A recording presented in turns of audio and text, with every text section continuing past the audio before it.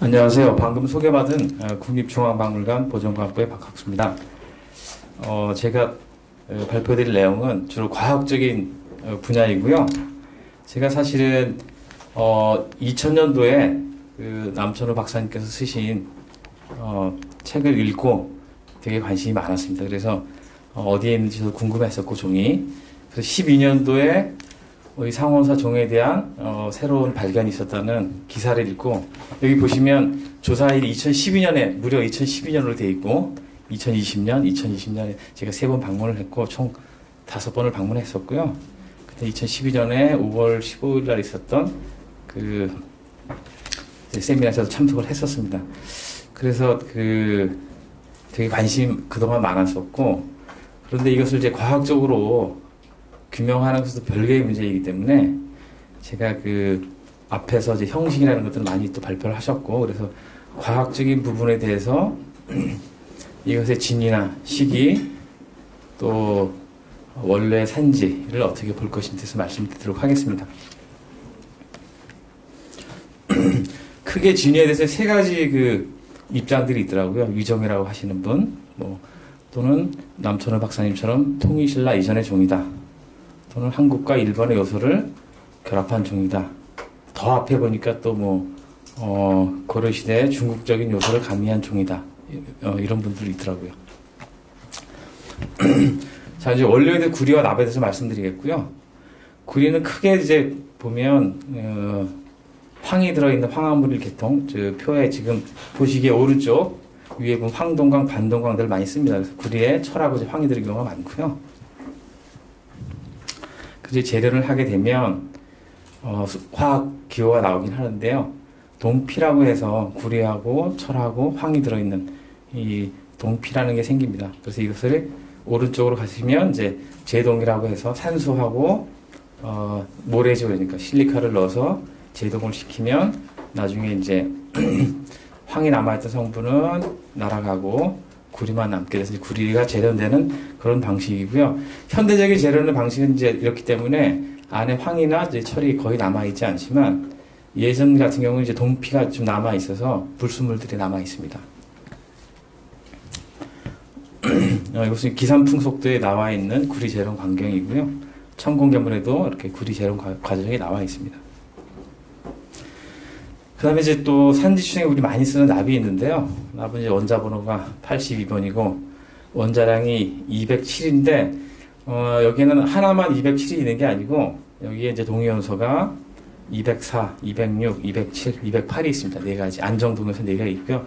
이걸 평균하면 200.20이 됩니다. 그래서 원자량이 200.20이고요. 밀도는 11로 굉장히 무겁습니다.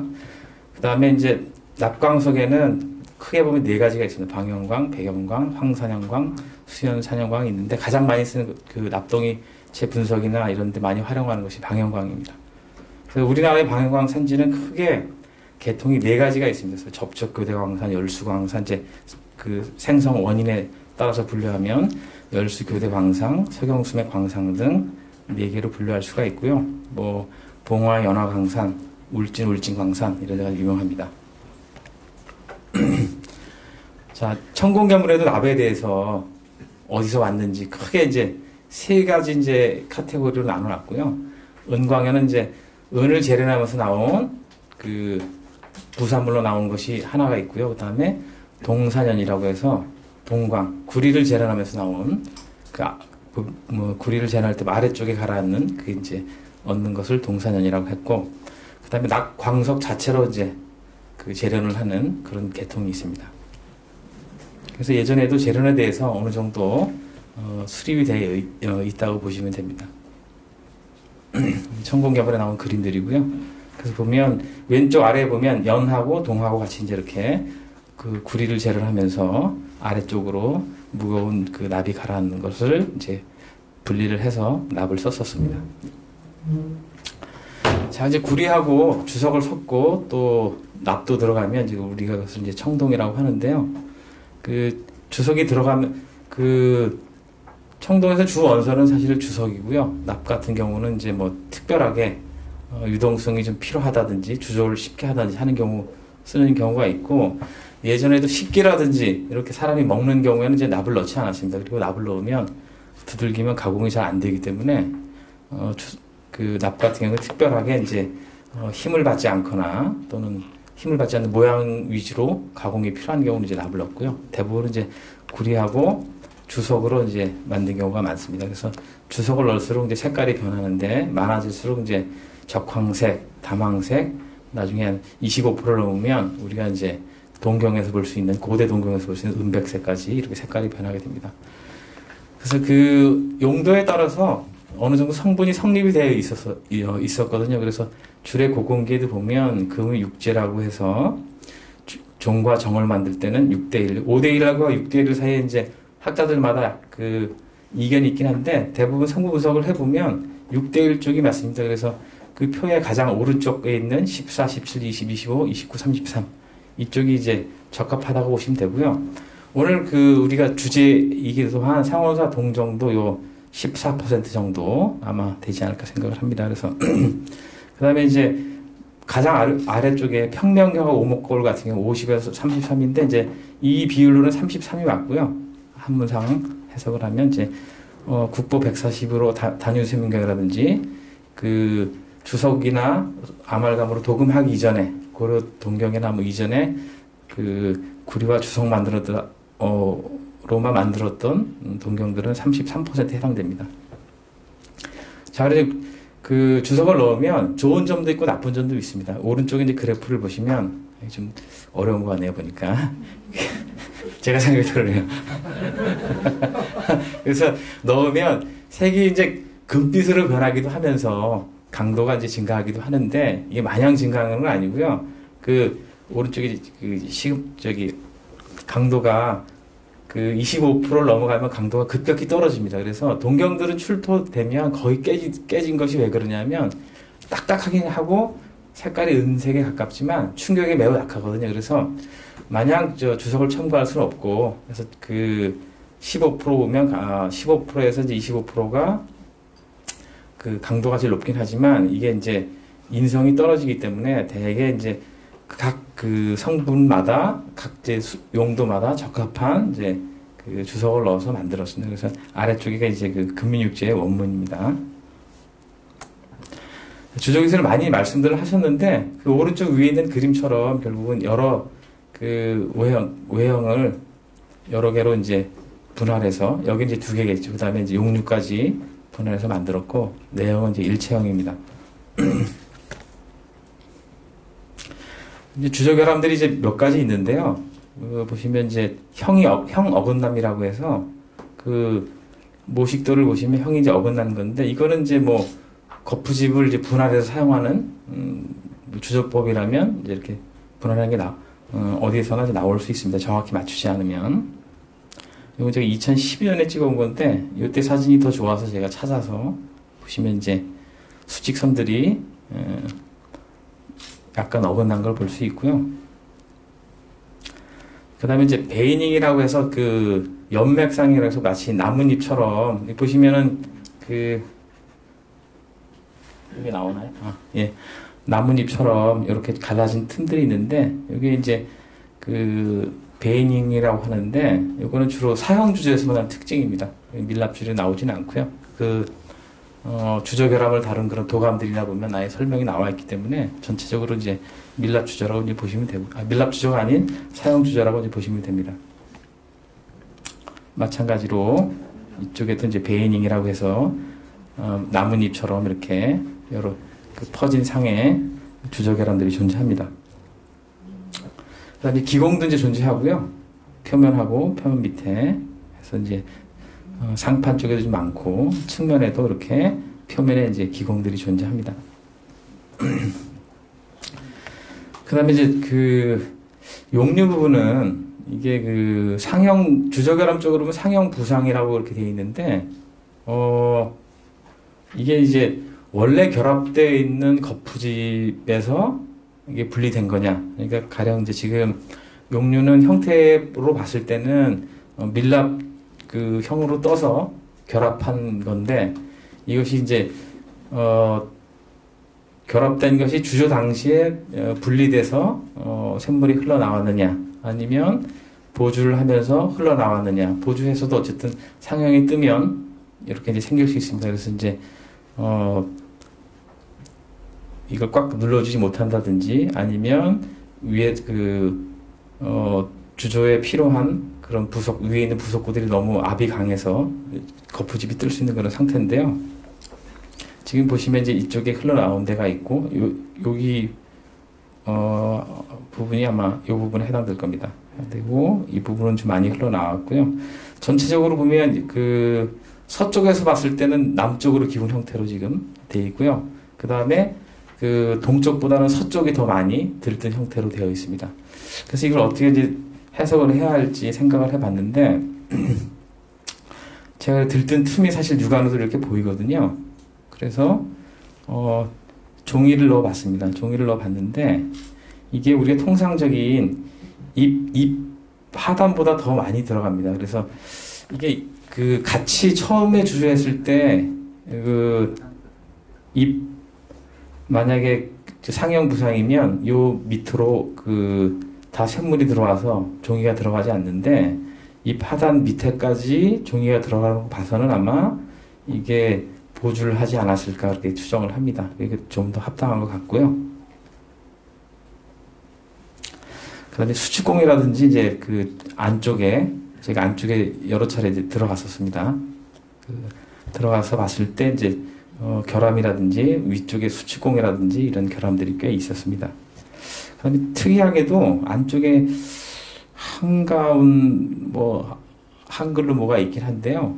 이거는 아마 좀 다른 데도 묵서가 혹시 있을 수도 있어서 이런 건 한번 좀 나중에 적외선 카메라라든지 한번 조사를 좀 하는 게 어떨까 싶고요. 아까 앞에 봤었던 보주로 추정되는 그 부분도 주조공학적으로 봤을 때는 이제 보주가 훨씬 더 가능성이 크긴 한데, 원래의 구조물이 어떻게 있었는지 남아있는, 왜냐면 안쪽에 지금 리벳식으로 지금 보주하면 안쪽 바깥쪽이 좀 리벳식으로 붙어야 되는데, 안쪽에는 지금 전혀 없어서 이것도 아마 좀 X선이나 감마선처럼 아마 비파괴 조사를 아마 좀 조사를 추구하는 것이 어떨까 싶습니다.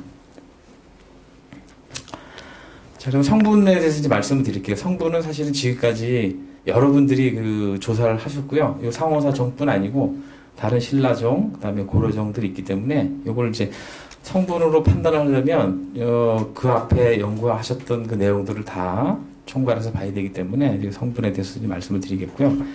제가 오늘 말씀드리는 내용의 전체적인 것은 우리가 현재 어디까지 과학적으로 좀 밝힐 수 있었고, 향후 어떤 조사법들이 더 필요할까, 그래서 말씀드리는 게 사실은 제 발표의 핵심 내용입니다. 그래서 성분 분석도 이제 여러 차례 이어졌고, 상호사종뿐 아니고 다른 문화재청에서 여러 동정들에 대해서 지정된 동정들을 분석했기 때문에 그 내에서 어떻게 해석할 수 있을지 말씀드리도록 하겠습니다.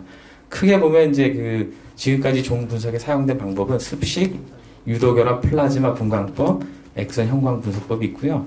습식 분석법은 전통적인 방식입니다. 그래서 시료를 일부 채취해서 용액에 녹여서 그 용액 내에 어떤 특정 성분하고 반응할 수 있는 시약을 넣든지 해서 가라앉히든지 해서 주 성분이 얼마인지, 그래서 그렇기 때문에 내부에 있는 걸 전체 녹이기 때문에 가장 정확하다고 할 수 있지만, 여러 성분을 하기는 어렵고 특정 성분마다 해야 되기 때문에 좀 까다롭고 또 샘플링이 필요한 그런 단점도 있습니다. 반면 이제 유도결합 플라즈마 분광법은 이제 액상의 시료를 플라즈마를 이용해서 기기 분석을 하는 겁니다. 기계로 동시에, 그래서 ppm까지 여러 원소를 동시에 분석하는 그런 장점이 있습니다. 이 또한 이제 샘플링이 필요한 그런 문제가 있습니다. 그다음 이제 엑선 형광 분석법이라고 해서 이제 표면에 엑스레이를 쪼여서 시료가 엑스레이를 맞고 내놓는 엑스레이가 각 성분마다 특징이 있기 때문에, 구리는 구리에 엑스레이를 내놓고 주석은 주석에 엑스레이를 내놓기 때문에 이게 이제 샘플링 없이 쓸 수 있는 그런 이제 비파괴를 할 수 있는 장점이 있긴 하지만, 이게 이제 어디 깨진 파면이나 아니면 사포를 이렇게 연말해서 표면이 깔끔하게 되지 않았다면 표면의 녹층이나 이런 걸 분석하면서 사실은 내부에 있는 성분하고 다룰 수 있는 그런 또 문제점도 가지고 있습니다. 그런데 지금 이제 그 대부분의 이 종들이 이 세 가지가 이제 하나만 돼 있든지 섞여 있든지 뭐 식으로 돼 있기 때문에 이 자료에 대해서 좀 해석을 하려면 상호 비교하는 게 필요합니다. 상호사 종은 이제 그 성분을 2012 도정모 박사님이 하셨고요. 요거는 이제 엑스레이로 분석한 거고 보면은 이 용유하고 몸통하고 거의 비슷하거든요. 그래서 이게 추후에 완전 그 시기가 오래돼서 보조를 했다고도 할 수 있지만 이렇게 비슷한 걸 보면 제작 시기 때 보조했을 가능성이 크다고도 생각을 합니다. 네, 그 다음에 두 번째 아래쪽이 정말로 그 본 성분인 습식 분석하고 ICP로 정확하게 이제 성분을 분석한 건데요. 보면 구리가 82.2, 주석이 13.8, 납이 이제 2.8% 정도 들었습니다. 자, 그래서 이것을 가지고 이제 그 분석할 때 결론을 주석이 10에서 15, 그다음에 납이 0에서 3% 정도면 이제 신라종일 가능성이 크다 이제 이렇게 그 결론을 내린 연구도 있는데요. 제가 그래서 제 글을 보시면 알겠지만 본문은 얼마 안 되지만 참고 문헌이 많은 이유가 쭉 다 한번 정리를 해봤습니다. 원래 더 많은 게 있었는데 1번이나 이쪽은 빼고 일단 그 지금까지 된 신라나 또 일자판 고려 조선에 대해서 이제 분석을 펴고요. 자, 그러면 전반적으로 분석법과 관련 없이 다 그런 범죄에 넣을 수 있느냐? 이게 이제 그렇지가 좀 않습니다. 5대선 상호사정을 보시면 그 분석 부위 세 번째 그 기둥을 보시면 출전 이렇게 있는데 그 문헌의 이제 번호고요. 가로속이. 자, 그 예전에 이제 분석한 습식으로 했는지는 모르겠는데 예전 분석을 보면 요 범죄에 들어갑니다. 그런데 5대선 상호사 정도 표면을 분석한 것은 사실은 그 범죄에 들어가지 않습니다. 이 표면 자체가. 그 다음에 이제 성덕대왕 신종은 보시면 이렇게 넘어서는 것도 있고 이것도 이제 ICP라서 정확하긴 한데 이 구리와 주석이 섞여서 그 주조를 하면 응고를 시키면 응고 굳는 범위가 넓어서 처음하고 나중하고 이 성분이 달라지는 경우가 많고요. 종은 또 부위별로 성분이 다른 경우가 많아서 이 ICP로 해도 좀 다른 경우가 있고 그다음 이제 설리먼종을 보시면 설리먼종 같은 경우에는 이제 ICP 데이터는 잘 맞죠, 그렇죠? 습식 보면 이제 그 예전에 이제 분석한 게 서로 다릅니다. 다르고. 또 요거는 XRF이긴 하지만 단면을 분석해서 또 처음에 20번에서 분석한 거하고 또 같은 값을 보여주기도 합니다. 그래서 이게 습식여도 어디를 했는지에 따라서 이렇게 그 단일하게 어떤 룰을 가지고 적용시키기 약간 무리가 있다고 생각을 합니다. 그다음에 실상사 정도 보시면 습식하고 뭐 AIS라고 분석한 거 보면 이것도 범죄에 벗어나고요. 원주 범정은 범위에 잘 맞겠죠. 자, 그다음에 이제 통일신라인의 운천동 범정을 보시면 ICP로 예전에 분석한 걸 보면 잘 범죄에 맞지만 최근에 이제 XRF로 이제 표면만 분석한 거 보면 굉장히 차이가 큽니다. 용무선 상호사정은 이제 잘 맞게 지금 범죄에 들어간다고 되어 있고요. 그 다음에 고려하고 조선하고 차가 난다고 했는데 낙수정, 출토, 고려 범정도 보면 예전에 ICP로 분석한 것은 범죄에 맞지만 그러니까 이것도 고려정이지만 그 범죄에 들어갑니다. 하지만 이것을 그 표면 분석을 하면 이렇게 다른 값이 나옵니다. 그 표면에 부식되면서 그 부식층에 원자 그 성분 그 분포가 달라지기 때문에 이런 결과가 나왔고요. 법화사지 동정도 보면 ICP로 했는데 어떻게 되냐면 신라종의 범죄도 들어가고요. 만약에 그 범주를 우리가 범주라고 생각한다면 554 동정도 보시면 ICP는 잘 납이 많네요. 그렇죠? 납이 많지만 제가 보여드리고 싶은 건 표면 분석하면 역시 달라질 수 있다. 낙산사 동정은 ICP로 하면 거의 유사하게 조선시대이지만 그 범죄에 들어간다는 걸 알 수가 있고요. 이게 이제 왜 이런 결과가 나왔냐면 제가 그래서 그 중요 동사문화재 범정 기록가사 결과 보고서 4권을 전부 다 뒤져가지고 다 봤는데요. 이 범종이 그러니까 그 신라종 쪽에서는 거의 그 ICP나 예전 자료들을 했고 그 다음에 조선이나 고려는 사실은 샘플링을 할 기회가 거의 없었기 때문에 엑스알에프로 했었기 때문에 고려나 조선 쪽에는 그 주석하고 납이 신라종과 같은 범주로 아마 다르게 해서 그런 결론이 나오지 않았을까 생각을 합니다. 그래서 그 앞에 금이육제에 봤던 그런 일반적인 룰인지 아닌지에 대해서는 조금 더 우리가 신라 고려 전까지 좀 범위를 보다 정확한 ICP나 약간 샘플링을 해서 보는 것이 어떨까 그렇게 좀 제안을 해봅니다. 그래서 미세 조직이고요. 아까 제가 그 구리 옛날 재련하면 불순물이 남는다고 했는데 이게 그 옛날 재련의 증거입니다. 그래서 그 상호사 정도 여기 보시면 4번이라고 검게 보이는 게 이제 이게 전자미경 사진인데요. 이걸 이제 분석하면 철이 있고 황이 있거든요. 그래서 CU2S라든지 아니면 CUFES처럼 여러 가지 불순물이 남고요. 이게 이제 근대 재련하면 이게 남지 않습니다. 그래서 이것도 이제 옛날 조직들 한번 보여드리겠습니다. 이제 청주 운천동 동정이고요. 이건 오늘 이제 토론하실 권한남 선생님께서 2008년도에 분석을 하셨고요. 여기도 보면 이제 이 전자미경상에서 이렇게 검게 보이는 부분을 분석하면 황이 있고 약간의 철이 있는 이런 불순물이 들어 있습니다. 고대 그 조직이라면 이것은 뭐 조선시대까지도 다 남아 있고요. 근대로 이제 들어오면 사라지는데 이게 이제 어느 시대 언제 시기부터인지 이게 완전히 사라져서 일본의 그 근대 재련 동재련한 그 구리와 주석들이 여기 종 주조에 사용하는지는 우리가 근대 정도 좀 봐야지만 하한을 잡을 수 있다고 생각을 합니다. 다른 이제 유물들도 보여드리겠습니다. 이제 기원전 3세기이고요. 여기도 보면 이제 전자명으로 보면 검은 것은 이제 사실 납이고요. 요 약간 회색 있는 게 이제 그 불순물이고요. 요것을 분석하면 마찬가지로 CU2S처럼 이런 불순물이 살아 있습니다. 금동 대학로도 마찬가지로 성분은 아주 유사합니다. 지금 이제 상호사 동정하고 유사한데요. 이것도 이제 분석을 해보면 요게 이제 그 광학현미경으로 봤을 때 짙은 회색 불순물이 해당되고요. 오늘 전자현미경으로 분석하면 3번에 해당되고요. 마찬가지로 여기도 황하고 이런 부분이 나옵니다.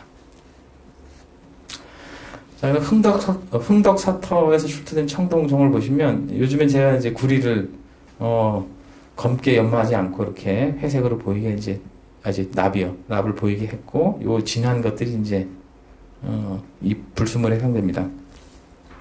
종이기 때문에 제가 가져왔고요. 6번에 해당되고요. 여기 전자현미경상에서 얻은 부분입니다.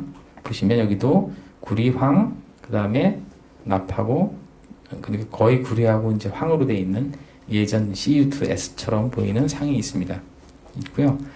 자, 현대 오면 이제 어떻게 되느냐? 현대 금속활자의 미세 조직인데요. 여기 이제 보시면 이제 검은 것은 납이고, 이게 이제 그 델타 상이라고 해서 구리하고 주석이 결합된 상입니다. 그래서 여기 보면 우리가 그 아까 앞에서 봤던 구리하고 황이 결합된 그런 이제 불순물은 없습니다. 그 다음에 방자 젓가락 조직인데요. 여기도 보면 이제 이 옅은 회색은 위에서 봤던 구리하고 주석이 결합된 상이고 검은 건 이제 기공입니다. 없는 거고요. 여기도 보면 이제 그 근대 이전에 있었던 그런 구리와 그 황의 불순물은 없습니다.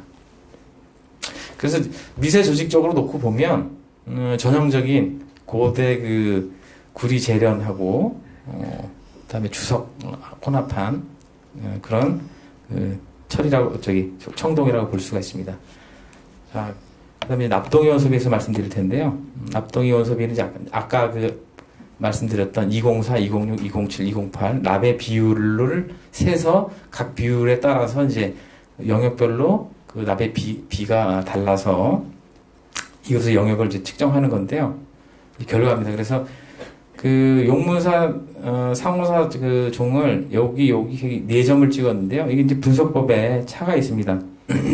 분석법도 팀스는 굉장히 정확합니다. 이 가장 정확한 방식이고요. 심슨은 아직 널리 쓰이지 않는 방식이고요. 그래서 요 두 개 정확한 값은 어떻게 되냐면 요 두 점입니다. 요 두 점. 근데 약간 그 정밀도가 떨어진 두 개 중에서 하나가 이렇게 들어갔다고 이제 남쪽을 봤는데요.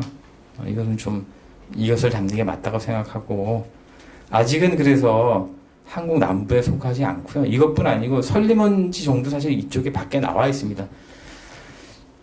이런 경우가 이제 그 다음에 운천동 그 동정도 납동이 자체를 보면 여기 이렇게 나가 있거든요.